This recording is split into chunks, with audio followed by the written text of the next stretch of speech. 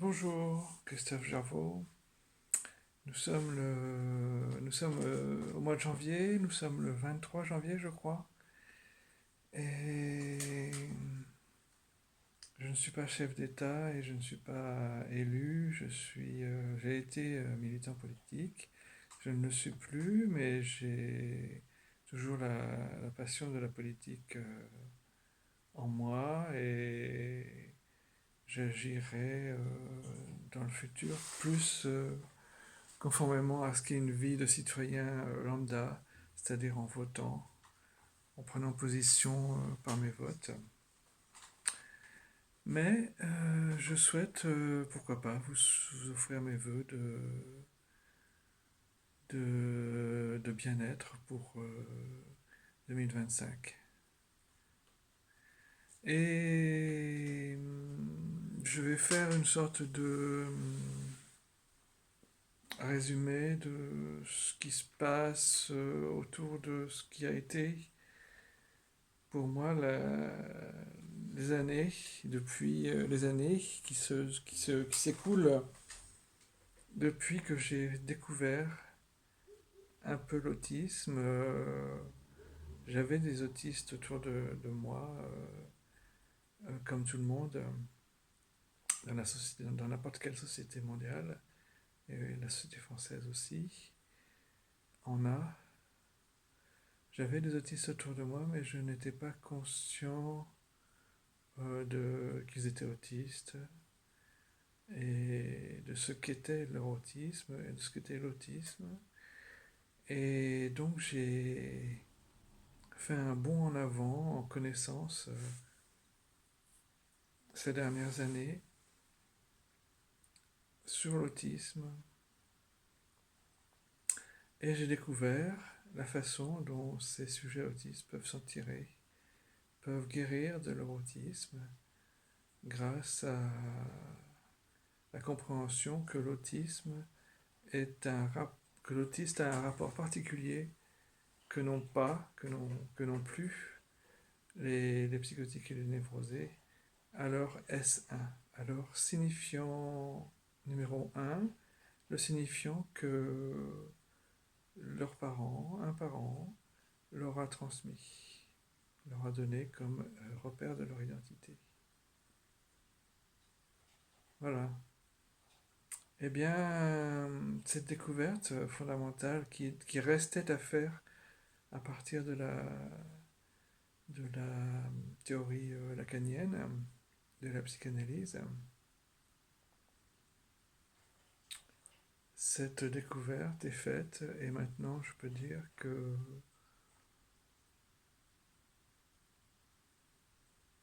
je pourrais dire plus tard, quand je, non plus de l'heure du bilan, mais quand l'heure de, comme on dit, du lit de mort sera là, quand je serai sur mon lit de mort, je pourrais dire que j'ai apporté cette connaissance, cette théorie, cette compréhension de l'autisme et cette façon de le guérir, donc à l'humanité,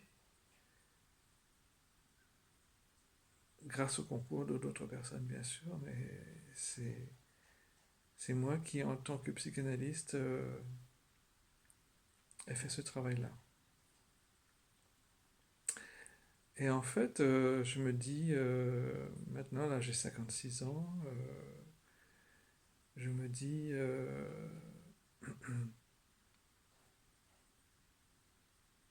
quand j'étais plus jeune, je souhaitais vivre en apportant quelque chose aux autres, à travers le lien amoureux, à travers le lien social. Et donc, je dois dire que j'ai apporté plus que je ne croyais, même si peu de gens peut-être en ont connaissance encore sur la planète, et même si bien des gens ne comprennent pas, et bien des gens restent indifférents, et bien des gens ne savent pas quoi faire, ne savent pas comment faire avec cette découverte et avec cette possibilité de psychanalyse de leur autisme qui leur est offerte à mon cabinet. Voilà, ils ne savent pas comment faire avec ça.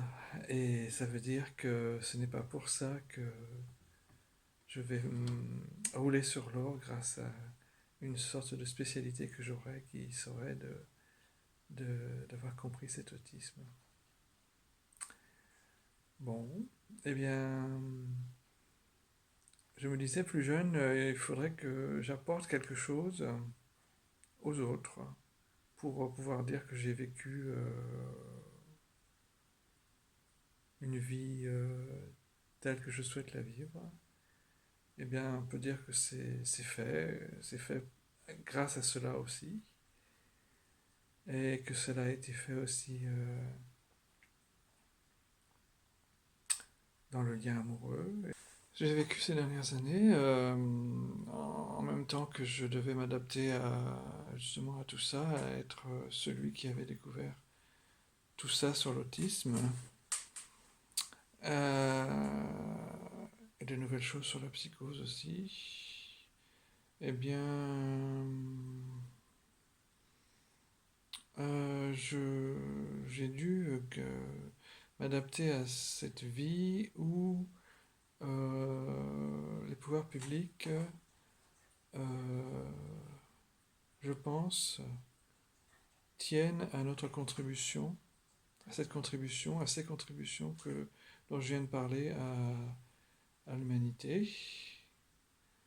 Et en même temps, ils sont un petit peu brinque-ballés, ils sont un petit peu mis en doute par rapport à eux-mêmes, mais ils sont, je pense, attentifs à faire que tout se passe bien pour moi. Je pense, c'est quelque chose qu'on doit admettre, c'est que des difficultés sont aplanies et des façons de résoudre des difficultés sont préparées pendant quelques années. Quand on accède à ce qui est, dirons-nous, la catégorie de VIP, sans doute, je suppose que c'est ça. Bon. Mais je ne dois pas dire que pour autant les pouvoirs publics sachent vraiment comment s'y prendre. Mais bon, il faut leur indiquer la voie. Bon, eh bien, pendant ces années, donc, j'ai vécu aussi, je voulais dire, un lien amoureux. Euh, et cela a été une grande joie pour moi. Je pourrais dire, comme je souhaitais dire autrefois aussi, lorsque je m'imaginais sur mon lit de mort, que j'aurais aimé, futur antérieur, j'aurais agi, j'aurais découvert, j'aurais travaillé, j'aurais contribué. Et cela n'est pas mal et cela me conforte. Maintenant, je ne sais pas si une découverte comme ça peut à ce point changer la donne, je ne pense pas. J'ai déjà dit que de toute manière, les gens qui viendraient à mon cabinet, ce seraient des gens qui, au cas par cas, au un par un, de temps en temps, voudraient se lancer dans une analyse, ou même de quelques séances, ou même de une ou deux séances, ou une séance. Euh, ce seraient des gens qui le feraient individuellement ou menés par un parent, un ami, mais toujours individuellement. Alors, je pense que la psychanalyse a progressé dernièrement grâce à moi, dans sa théorie, dans sa pratique aussi, mais la pratique que j'ai de la psychanalyse est limitée par le fait que je suis à la campagne, mais c'est bien, c'est comme ça, pour l'instant, pourquoi pas. Les gens de la campagne aussi ont besoin de psychanalyse, pas plus que les gens, pas moins que les gens de la ville. Et voilà, voilà quelques réflexions. Alors vous voyez, en tant qu'artiste, j'annonce des fois et je réalise la césure de la barbe. Et là, j'ai fait une césure de la barbe parce qu'il y a quelques jours, j'avais une barbe. Et je suis allé la faire couper dans un commerce. Je suis un barbier. Et donc, la vie n'est pas désagréable, la vie un peu solitaire comme j'ai toujours été, mais avec le goût de la relation humaine qui fait que je vais vers l'autre et que d'autres viennent vers moi. Tout cela me, me conforte dans mon idée que je n'ai pas raté ma vie. Je n'ai pas raté ma vie jusqu'à présent. Et elle n'est pas encore terminée. Je suis encore jeune, je pense. Donc, à bientôt. À bientôt.